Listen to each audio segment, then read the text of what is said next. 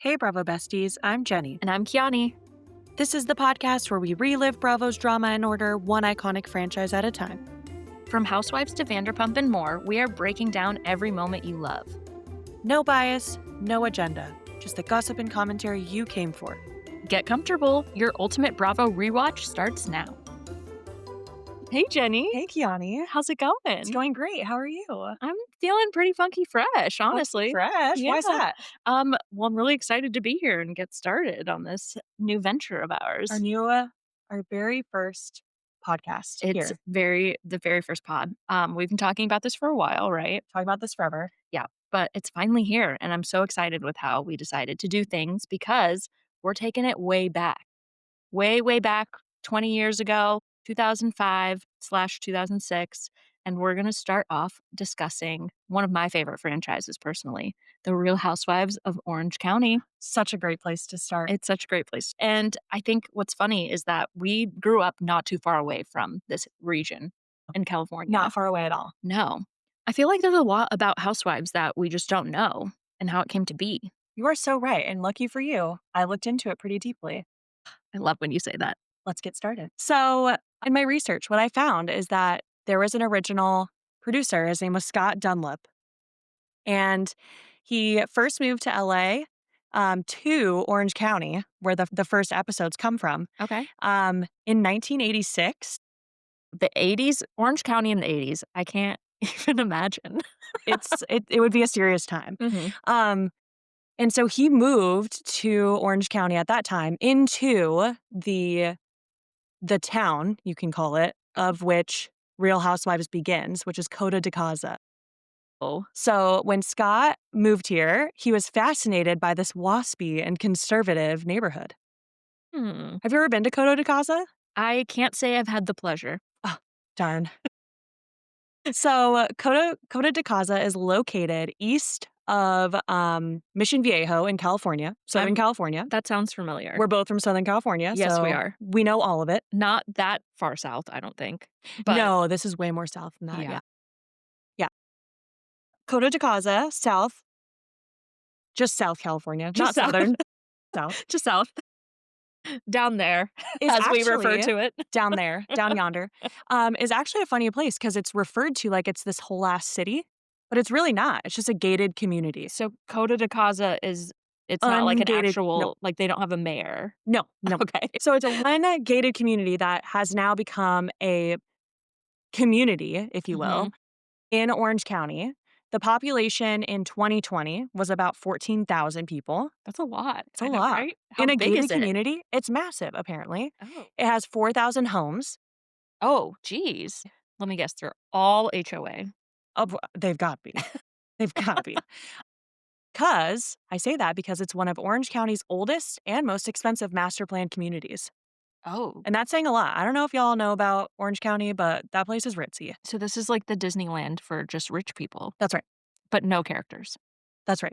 No characters, except there is word out there that Snoop Dogg had a house there. So there might be characters.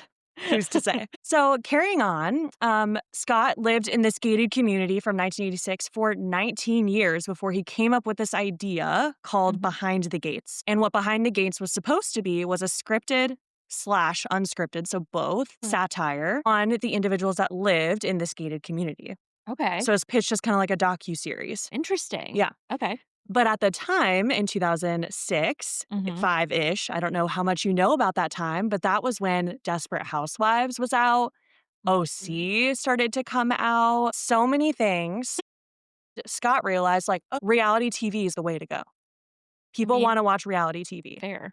I agree. So instead of pitching a short series, docuseries, he decided to create a reel for a reality TV show called Behind the Gates. Behind the Gates. Behind the Gates. That's pretty catchy of a name, honestly. I would watch it still. I would totally watch that. I mean, I'd watch anything that's reality-esque. Yeah, that's fair. So what ended up happening was that he presented this reel to, at the time, Lifetime was a huge network. I mean, don't say was. It still is. You're right. I love a Lifetime holiday movie. Of course. So he pitched it to all these networks and was eventually picked up by Bravo, which was kinda entering the scene at that time. Yeah, it wasn't, like, super known, right, No, at this not point? super known at that Okay. point. Okay, the show gets bought by Bravo, Uh-huh. or picked up by Bravo, I think is how the cool people in the industry say it. So it got picked up by Bravo, and Bravo tells Scott, like, "Hey, you need to find some more women." So Scott takes time to go through Kodo and the surrounding areas to find the perfect women for this show, and you'll get into those perfect women. Yes, because they are in fact perfect. Perfect is a good word for Yeah. them. But before they finalized all the plans for this show, the, executive at the time that was working with Scott to launch this show, they were brainstorming some names for the show. They knew that Behind the Gates wouldn't work, and so they first started with just The Real Housewives.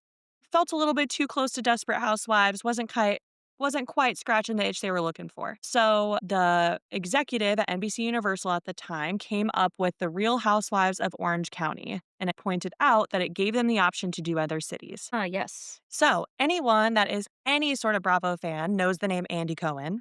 of course. So at the Vicky. time, Andy Cohen was vehemently opposed to using this name, fearing it sounded awkward and thinking they would never do another city, which is so crazy to think about now. That comment did not age well. That's our first one that did Yeah, not age well. yeah. The show comes out, everyone's all excited. 2006 rolls around, and there's a lot of press that comes out about this show. I mean, yeah, it's kinda like the first of its kind ever. First of its kind, people were excited about it. So, actually, there was an article in March 2006 Okay. from NPR. NPR is reporting on NPR, our ladies? they had stuff to say about our ladies. Oh, no. And in this article, Real Housewives of Orange County was referred to as both a guilty pleasure and appalling. Honestly, that kinda checks out. It checks out. Um, and then additionally, the NBC News in the same time had some parting words for us on if people would tune in to this show again after the first season, and they said, quote, "If they do look in on the Real Housewives, it will not be for insights into contemporary values or modern American materialism. It will be to see how their hair looks on television and whether those Botox treatments were worth the money." A little scathing. Although the women, more to come on Botox. So with that, do you want to tell us about these perfect women we're going to learn about this year? Oh, yeah. Let's start off with the first and foremost. Vicky Gunvalson is our first housewife. So when we meet Vicky in this season, she's married to Don, her husband, who has recently lost his job, which is kind of sad. Yeah, But he's not really in a rush to get a new one. it And doesn't seem like it. that's a direct quote from Don. She also has 2 kids, which are from a previous marriage. So she has Michael and Brianna. At this point, Michael has just started his first year of college. Brianna is a high school senior. So they're a little bit older teenager age. Vicky is also a boss ass bitch. Yes, Vicky. She is the CEO of Kodo Insurance, a business that she runs from her home.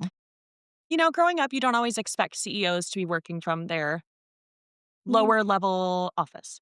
No, no, you don't really. But it honestly lends itself well for her to keep her eyes on her kids and yell at them at any That's chance true. possible. And she's really poised in 2006 well for COVID in 2020, if you think Yes. about it. Yeah, yeah, she was already doing the work from home thing She way was before ready, it was even trendy. locked and loaded. Yeah, she's ahead of the trend for sure. Next up, we have Joe De La Rosa. Now, Joe is the youngest of all the housewives. She's only Oh, 24 when this season starts. compared to how old are the others? Probably about in their 50s or late 40s, early 50s. We'll give Whoa. them a good range.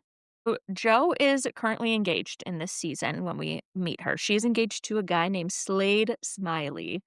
Wonder about this man. Yeah, no, if you know, you know, but if you don't know, you're gonna know this name. Used to have a career in real estate from what we gather, but she's now a stay-at-home human. I don't really know how else to categorize Kind of her. love that for her. Yeah, I want to be that. I would love to be a stay-at-home human as well, but she's kinda getting bored, and it is apparent Okay. very quickly. She is also a stepmom to Slade's 2 boys, Gavin and Grayson, who are with them part of the time, it looks like. Okay. So she's also navigating that. She's not working anymore. She's now a stepmom. At 24, Yes. casually. Yeah, casual, super casual. She should hang out with the Mormon housewives. Oh my gosh, she would have fit in. And then another fun fact about Jo is that she was actually born in Lima, Peru. Oh, Fun. shout out. Next up is Lori. Now, Lori's, I think, initial last name in this episode is Waring, but she now goes by Peterson. So we're just gonna call her Lori Peterson. She is a single woman. She has 3 children from 2 different previous relationships. So her children are Ashley, Joshua, and Sophie. And we meet Lori because she is actually working for Vicky in her home office. Okay. So she is kind of Vicky's right hand and maybe punching bag. Maybe. We'll I find mean, out. And, just to sum up Lori, you might say that she's a single mom who works 2 jobs, who loves her kids and never stops. That should be her you might takeaway. say that. Yeah, you might say that. Then we will meet Gina Keogh. So Gina, I love. I'm a big fan of Gina's. She is a mother of 3. Her children are Shane, Cara, and Colton. She is married to a former MLB player, Matt Keogh, which is going to be a very prevalent theme that we talk Totally. about. She is also a badass real estate agent. She's an overall baddie, though, because she's a former Playboy model as Hell well. yeah, Gina. Yeah, and that is when she met her husband, and he liked what he saw, I guess. Yeah. Those Yeah. pictures they flashed on the screen are No, she looks yeah. excellent. If you need to look it up, if you haven't seen them, Yeah. do it. Next up, we have Kimberly Bryant. She is married to Scott. They have 2 kids together, Bianca and Travis. And one thing I would say about Kimberly is that she is, by the definition of a housewife, like the most true housewife we have on the cast. Okay, why is that? Because she took a step back from her career, went to have children, or when she got pregnant with her first child, Bianca, and she is a wife, a mother, and just works in the home, essentially. So, by the definition of the term, she is maybe the only housewife because she checks all the boxes. But those are our ladies. We have 5 ladies, and I have opinions on if there are just 5, but we'll get into that. If there are just 5? Yeah. Oh, I can't wait to hear. Yes. What a cliffhanger. So, with these ladies come the evolution of taglines. So, for longtime Bravo fans, you know what a tagline is. But for those that might be a little bit new, taglines were quotes that usually reflected specific moments in the season. And so, we start off with the taglines here as just sound bites of moments that have happened in the show. Okay. So, I'm going to go back through and share the taglines of all the ladies. I can't wait. So glad you wrote this down. Yes. Vicky's tagline is, I don't want to get old. Vicky! Vicky, and this rings true. I mean, it's pretty accurate to Yeah. Vicky. Joe Della Rosa is, he's pretty much keeping me. And that's in reference to Slade, I obviously. was hoping. Yeah. I mean, Eh. I don't love it, but I was hoping it was at least in reference to Slade, her fiance. Yeah. I mean, I'm pretty sure it is, but who's to actually Who's say to for say? sure? Lori Peterson's tagline, are the police involved? No. Yeah. That was really mean of the producers to grab Yeah. that No, they clip. could have taken some other ones, honestly. So, but that one's pretty Poor good. Lori. Sorry, Lori. Gina Keogh's is, it's just money and you can't take it with you. It's a pretty good one. It's pretty fair. That's a pretty good Rings one. rings true to her life, her lifestyle. And then Kimberly. Oh, Kimberly. 85% of the women around here have breast implants. And let me tell you, she is part of that 85%. Sure is. Thank you so much for that stat, Kimberly. She is also good at Googling, apparently. She is. She got that stat. Perfect. Yeah. Look at her go. Yeah. She's locked and She's loaded. looking up stats. She's ready to rumble. She's like, "Should I get them? Let's see how many of the other women have them. Because 'Cause it'd be crazy if I got them and no one else had them." Yeah. I mean, hers were pretty excessive though. And she talks about her decision to get breast implants later in life after she had kids. But she went from an A to a D, which is pretty severe on her small little frame. She has a very small frame. Some tickle bitties. Some big old. Some might say. Now that we know our women, should we get into this overview for season 1, episode 1? Absolutely. Let's meet the wives. Good one. Thank you. Nice Nice. plug. So the overview I'm about to read is from our friends at Wikipedia, the Love tried and them. true Wikipedia. Yes. Shane is nervous about high school graduation and the pressure of making it big in baseball as his father did. Kimberly discusses the option of breast implants.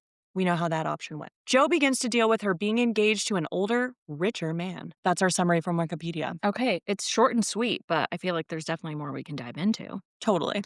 So, what I wanted to point out real quick is that at the beginning of the episode, there's a narrator that's kind of narrating. We're in Coto de Casa, that whole thing. And it's Mhm. Gina's voice. And I thought this was extra interesting because in my research, I found that amongst the housewives, there's a little bit of argument on who was the first housewife, who piqued Scott's interest. Okay. And it was Gina. Yeah. He admits that it was Gina, and he says, quote, that they as in the Keoghs, Mhm. were perfect for television, really. Gina came from Hollywood. She was a Playboy playmate that you said. She had been one of the muses in ZZ Top's music videos, but she was now working as a real estate agent. Her husband, Matt Keogh, was a retired baseball player. They were always gone, and their 3 children sort of roamed the streets of Coto de Caza wild. That checks out, honestly. So she was really the inspiration of the housewives, Gina. So I guess she must have, like, really encapsulated what most families were like Yeah, in that community at this I'd point. agree. So maybe someone in the relationship was famous, or maybe they even both were, and they were kind of just Mhm. living normal, quote unquote, normal residential lives now, Yeah, but in this really upscale community. yeah, and then their kids are just kind of left to their own devices, Right, which that will also be a theme. with quite a few of them for sure. So knowing that Gina had really inspired this show, it feels like starting with her family was really fitting. I enjoy the scenes with her family a lot just because they have, like, such a great dynamic as a family. Like, I feel like there is still that closeness, but man, do they rag on each other, and I love it. Wow. If that doesn't feel like home for you, Kiani, No, I feel like I don't know you. in one of my notes, I put "Kara is me. I am Kara," because I resonate with her so much. Ugh, I'm the baby girl, with 2 older brothers, as are you. yes. The episode, if I'm remembering, starts with just Gina and her family, kind of like quick, abrupt cuts of like just quickly, what is this family about? Yeah. It talks about good genetics. Wrote that down. That is a crazy thing to throw Yeah. out there. The origin story of Gina and her husband, Matt, Mhm. is really just based on he has good genetics for my future children. Yes, that was her main qualifier, I think, in choosing to marry him. That's right. The dad, though, Matt, as a former MLB player, I'm sure there's plenty of pressure he's putting on his sons, but man, do you see it because he is pretty obsessed with his golden boy, who is Shane, the oldest. Totally. I mean, they literally bought a house in a different city just so he could go to a better baseball Oh, I program. know. I saw that. I was like, is that just, you can just do that? Apparently. And also, just for reference, like, I'm pretty sure Irvine and Coda de Caza are probably like 45 minutes to an hour apart. Oh, yeah, because they, like, fully moved in. So they fully moved away. And Yeah. then he flunked out. Yes. Yes, he did. So that's the opening scene, really, is like getting to know Gina's family. They're buying cars that are excessive. So we get to know Gina's family. We learn about her need for, well qualified genetics. We learn about Mhm. Shane. We learn about Kara. Barely learn about their third son, Colton. No, he's not really in this first episode very much at Not all. really in it. Yeah. Don't really learn much about Matt except that he was a previous MLB player. And Mhm. then he's also really hard on Shane. That's all Yes. we really learned about him. And then from Gina, it hops to Joe, which I have a little background from our producer, Scott. Found his last woman to round out the cast Okay. in Joe. And she was hesitant originally to join the cast, but her boyfriend, Slade Smiley, was 15 Mhm. years older. And Dunlip says, quote, wanted his 15 minutes wherever he could get it. Absolutely, I believe that. That's insane. Yeah, that did age well. Yes, it did. Actually, still true. Yeah. And then our friends at the NPR article had a quote from a commentator on TV and shows and things like that. And he said, the rest of the women on Real Housewives of Orange County aren't like Joe. For one thing, they're about 20 years older and so pumped with silicone, collagen, and blonde hair dye, I could barely tell them apart.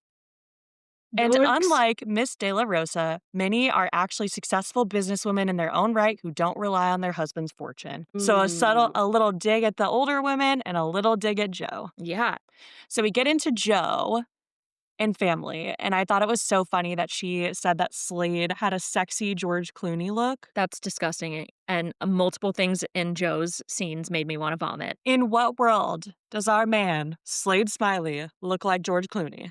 In no world. Not one. Never.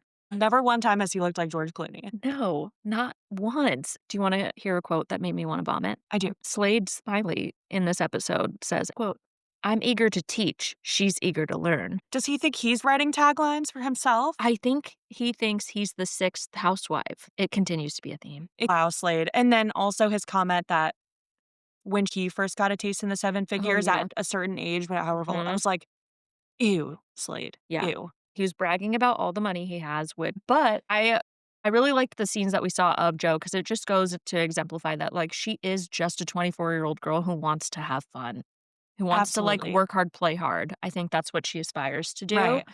I mean, she's, like, up Into club. in the clurbs with her digital cameras at a strip mall club, and she's just hanging with her girls, and she doesn't wanna come home. No. No, she She doesn't wanna doesn't come wanna be home. at home flossing the six-year-old's teeth. She's out of the club. Yeah, she's where she wants to be. And then Slade getting upset about it was also kind of irritating because you're like, you wanted a girl who is wanting to settle down. So you picked a 24-year-old Right, who likes to go out and be right. social still. It makes absolutely no sense, and I loved the producers cutting back and forth to Joe at the club and him getting his kids ready for bed. Yeah, It was very entertaining it for me. was. They're just completely on separate pages, As it she's seems. I made a note that she was smoking a ciggy in the club, and they're getting ready for bed. I love it. I love that. Also, how did one get home in 2006? That's a great question because I was also wondering that because Coto de Caza, like you explained, is kind of a suburban area. Yeah, And I'm wondering if there's like a club in a strip mall in Coto de Caza or nearby, how is it open until 3 a.m.? Because that's the time she called Slade, was 3 a.m. She gave him a drunk dial. yeah. I don't know. So, yeah, we get through Joe being at the club, and Hmm. then, of course, the next day they go to lunch, right, Yeah. and have a Hmm. conversation, Yes. and it really gave me the cringe that, Slade was saying that her friends were hunting for boys. He didn't like the group she was with because they were hunting for boys. Okay. That's a really interesting way to phrase that. Yeah. I don't think I'd want anyone to say that about me. No. And then when she calls him out and says that he's doing work, and she puts work in air quotes, Oh, not the air quotes. calling this mofo out. And then she keeps saying that he's out all day, every day. What does that mean, Joe? Tell us more. And you can tell they're Yeah. kind of like holding something back. And he's like, oh, that's work. But she keeps emphasizing that he goes to bars or whatever Yeah, and during let the that he's day. like I think she's insinuating that he's flirting with other women, and Absolutely. he's defending himself saying that it's a part of his job. That's what he's saying anyway. Yeah, I mean, to some networking, being nice t and kind to people, sure, Sure. absolutely. Flirting? I don't think that's really necessary in any field. I don't think so. And he also talks about how he is waiting for them to get married so that she would start acting differently. You should Yeah. not be waiting for your partner to change the way that they act just when they get married. It's not gonna be like a magic switch. No.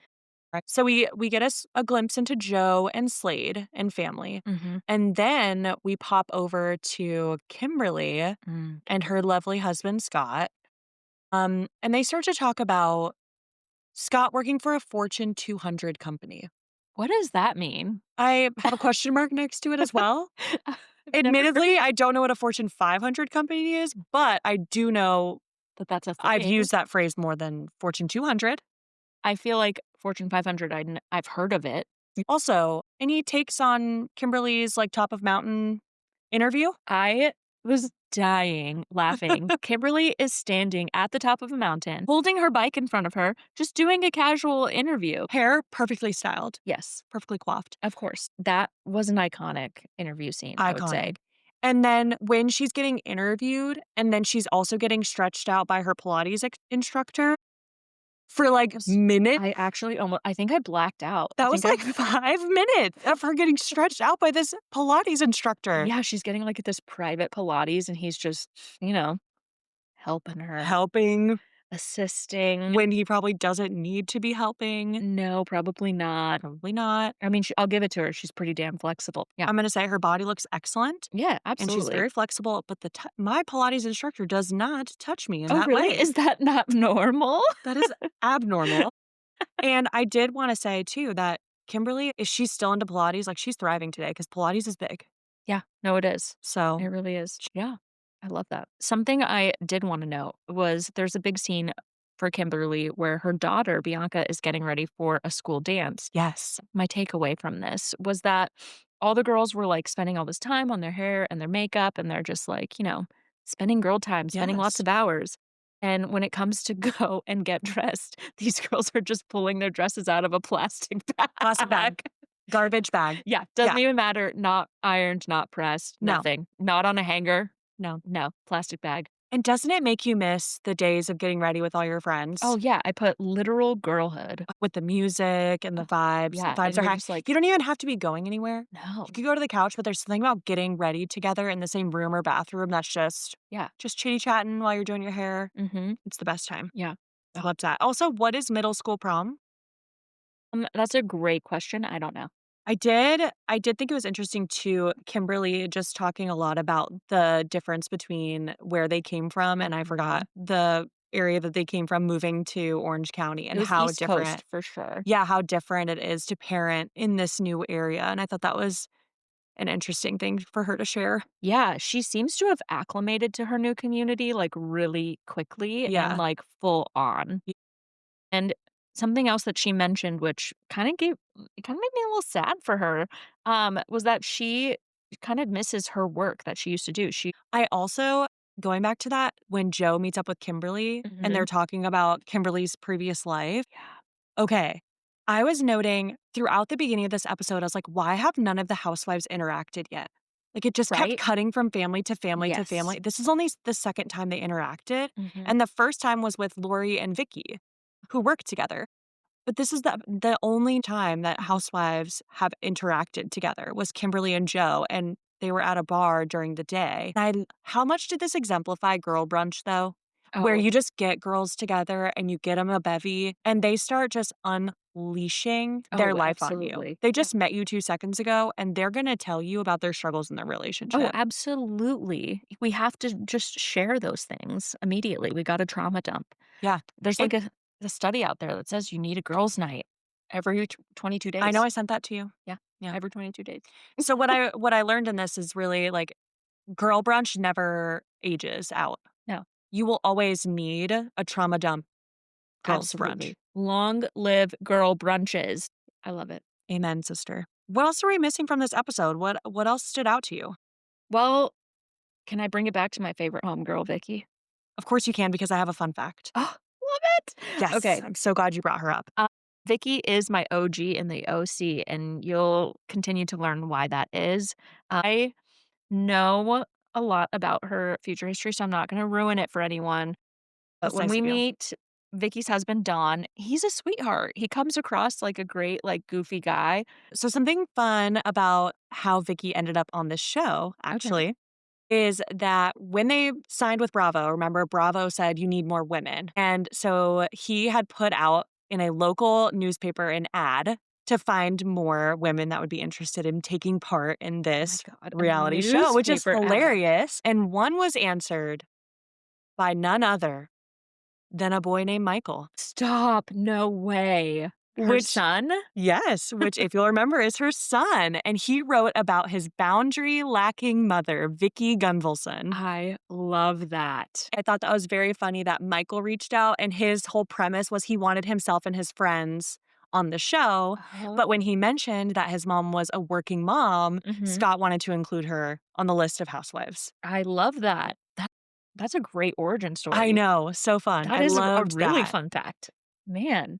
So I thought with Vicky, first of all, I know that Vicky's a helicopter mom, and I loved the quote from Colby that she's like my second mom, even though she's nuts. Yes. Another thing that I thought was jarring is the very beginning, and it's cutting just like mini clips of Gina's family. I thought that was like, "Whoa, what is why are we just like bouncing back and forth?" Yeah. And then also the difference between how Vicky is experiencing and living Brianna's graduation Mhm. versus Shane Yeah. not going because his mom had plans.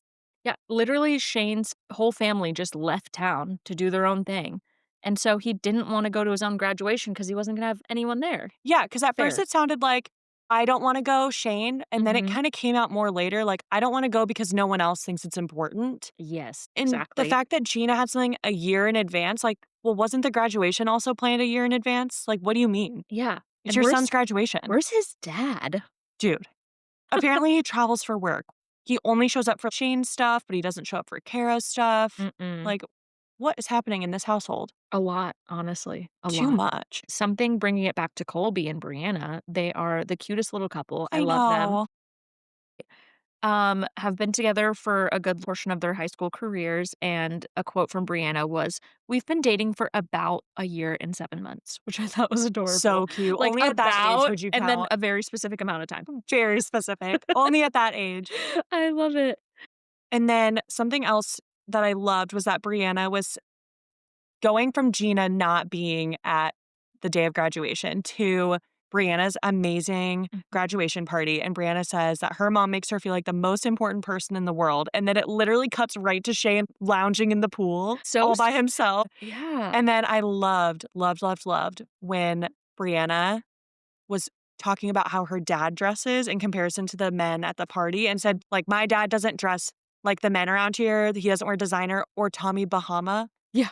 Tommy Bahama is the shirt for men's wear. Koto de Casa knows their Tommy Bahama. And then Vicky does talk a little bit about her history, about Brianna and Michael's dad, Yes, she because does. he is at the party, and he's there because Vicky made it happen. She paid That's for right. his flight to be there because she says it a couple times, so that way we are sure to know We all know how she that spent her money. yes, that she Yes. paid for Brianna's dad to be there. But when she's referring to the relationship, she says, "He was a ball and chain on me," which I think is just hilarious because Vicky is a Rolling Stone. She doesn't have no time for a man to hold her back. No. She's busy. She is booked and busy, And if she's definitely. not telling you she's busy, what's she even doing? What is she doing? I mean, Brianna was getting ready for her prom, and she was literally telling the hairstylist how to do her job. That's right. Yeah. Well, Vicky is always working. Yeah. She's She's never grinding. yeah, she's grinding. And I think that brings us perfectly into Vicky's coworker/employee, Lori Peterson, We've everyone. got Lori. A tale as old as time. This Yeah. is why we get a prenup. This is why. And this is really the reason, the crux of why they wanted to add her to this cast was they met her obviously through Vicky. She shows up on this episode way later. And it's really because of her divorce, her contentious divorce that they wanted to bring her on. Yeah. She is the only cast member who does not live behind the gates, Right. so to speak. That's true. She used to when she was married, but ultimately got divorced and ended up having to move into a much smaller townhome than she was accustomed to with her 2 kids as it starts, but then her oldest daughter, Ashley, does move back in pretty quickly. Yeah. And it is really sad to see Lori struggle, and, you can tell that she wants her daughter back, but her wheels are turning, like, she's like, Yeah. "How am I gonna afford this? Yeah. How am I Where are gonna you going to support fit? another person?" Yeah, where are you gonna fit? And it's kinda sad to see her have to kind of be stuck a little bit and Yeah. question having her daughter move back in or not. Because 'Cause I'm sure out of the kindness of her heart, of course, she wants her daughter to be with her, but Yeah. it is gonna be a struggle for her to balance all of And it this kind of now. sounded like her daughter just showed up without really asking. Yeah, yeah, it was a pretty quick transition from, "My Yeah. daughter doesn't live with me," to, "She's moving in." Right. And I could not with Ashley and her moving back in where she doesn't have to pay her own bills. And then her giggle after she said that. I was like, Ashley, Terrible. no. And she's about 20 years old at this point in the show, Right. I mean, and we were still at home at Joe's age, 24. yeah, that's true. Technically, we had just moved out again. Isn't that oh my god, that's crazy. That is crazy. If I think back to when I was 24, and if I was engaged to a man who was Slade 15 specifically. sorry, I just threw up in my mouth a little. Yeah, no, couldn't be me. Why would you? He's got a taste of the seven Yeah. figures. What's there not to like?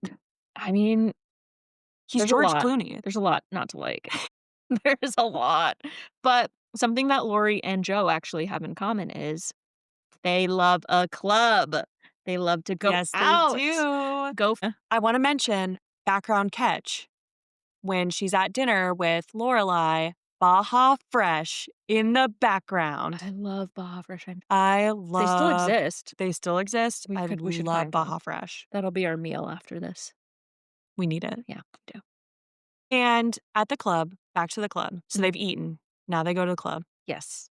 The bitches are crawling on The Lori. bitches are crawling, and they are young, these bitches that are crawling. Yeah, absolutely. They are in their 20s. They are young and ready to mingle, and Yeah. she's not upset about it. She's not upset. I mean, who would be? She also put her girls on display, so she's, like, expressing, I She think, sure with did. that she's, like, interested in, Yeah. Her and Lorelai commingling. seem to be into, like, talking to men. Yes. Lori likes she says she wants company, but I don't think Mhm. she wants a relationship. She just wants someone to hang out with casually. Yeah, hang out casually. Yeah, with her boots. Absolutely. Girls are out, they're ready to talk. Yeah. Who stood out the most to you this episode? I would say the Keogh family, Gina's Mhm. family, just because there was a lot of spotlight on them, and now kind of understanding the history that she was the kind of prize housewife. She was Yeah. the first one that they really inspired the whole thing. Right.